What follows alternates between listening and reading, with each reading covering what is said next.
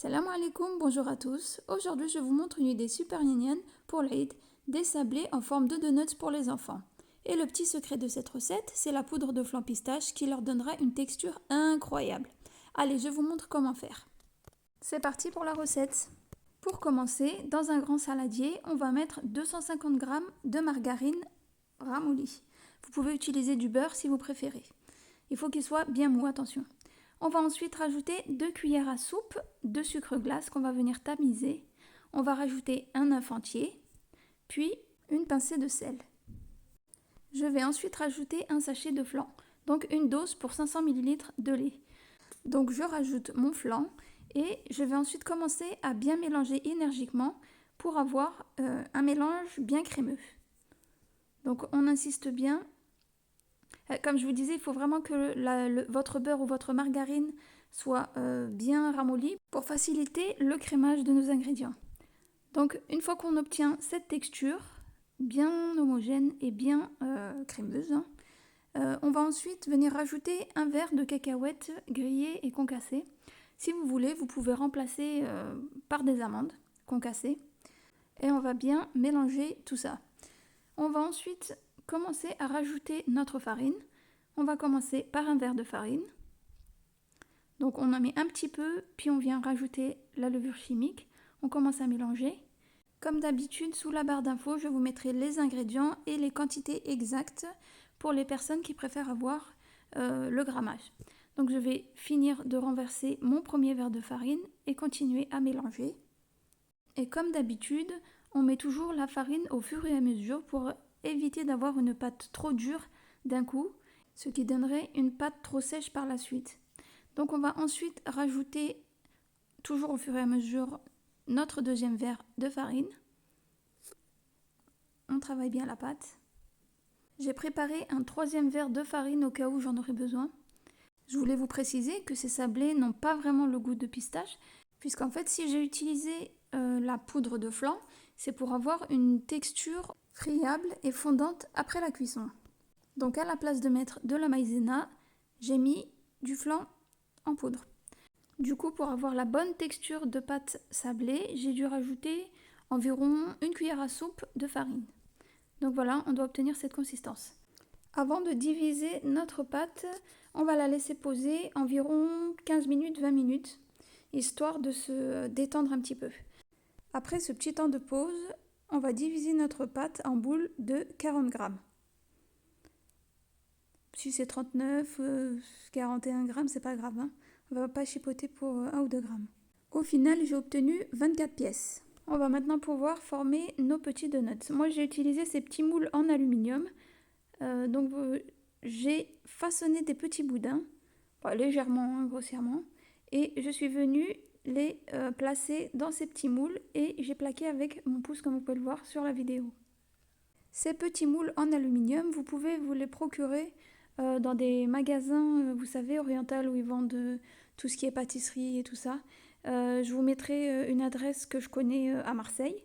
Et pour les personnes qui connaissent d'autres adresses, n'hésitez pas à les mettre dans les commentaires pour faire profiter les personnes qui aimeraient s'en procurer. Il me semble qu'on peut même en trouver dans certains marchés. Ouvrez bien les yeux, vous pourrez peut-être en trouver près de chez vous. Donc voilà, on fait ça avec tout le reste. Alors là, je vais vous montrer une technique pour les personnes qui ne voudraient pas se procurer les moules. Alors vous prenez un bouchon. Je sais que maintenant c'est compliqué de retirer les bouchons des bouteilles et tout ça. Donc moi en fait j'ai pris le bouchon d'une bouteille de fleurs d'oranger. Donc comme vous avez pu le voir sur la vidéo, j'ai fait un petit boudin. J'ai mis le bouchon au centre. J'ai refermé le boudin et j'ai pu former mon petit donut. Regardez, je vous montre une deuxième fois.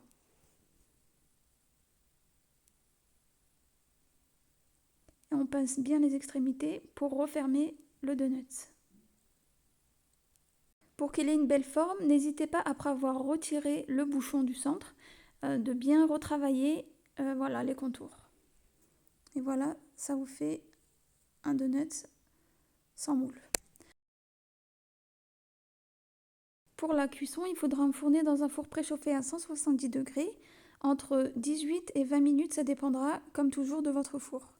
Donc là, après les avoir sortis du four, on va les laisser refroidir environ 2 à 3 minutes pour éviter d'abîmer les donuts, puisque une fois sortis du four, ils sont très fragiles. Donc voilà. Pour les retirer, on tapote très légèrement, puisque c'est des biscuits vraiment très délicats. Donc voilà, regardez, tac, tac, tac, et voilà.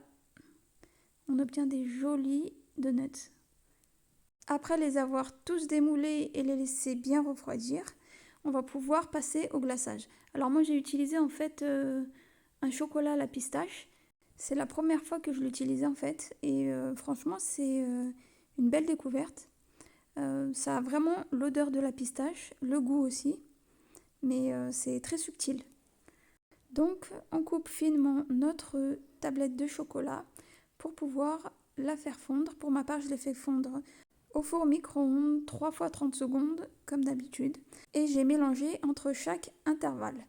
J'ai ensuite rajouté une cuillère à soupe d'huile neutre, c'était de l'huile de colza pour ma part. Donc une fois qu'on met l'huile, on mélange très vigoureusement pour bien mélanger notre huile.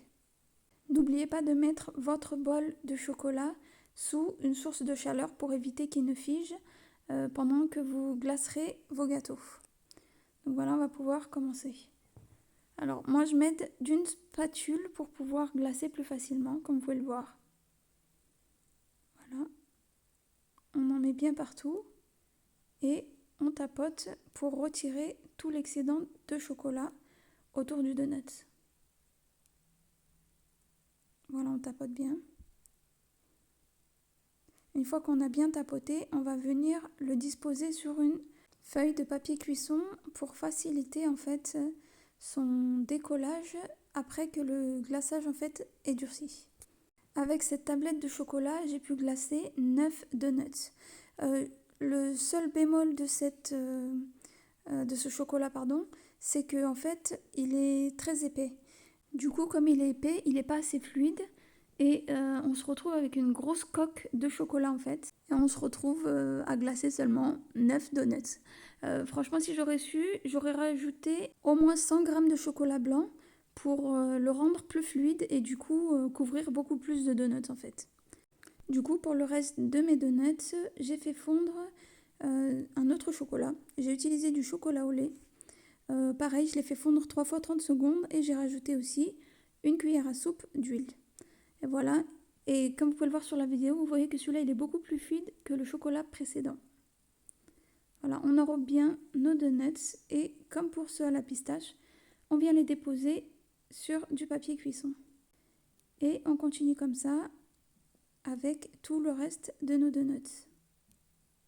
J'avoue que j'ai un peu galéré pour les déplacer. Une fois que je les ai glacés, j'ai eu du mal un peu à les attraper comme vous pouvez le voir sur la vidéo. Enfin bref. Regardez les donuts que j'ai formés sans moule, ils sont tout aussi beaux que ceux avec les moules. Donc là, on va pouvoir passer au décor. J'ai fait fondre un peu de chocolat au lait et je suis venue les mettre en zigzag comme vous pouvez le voir sur le haut des donuts.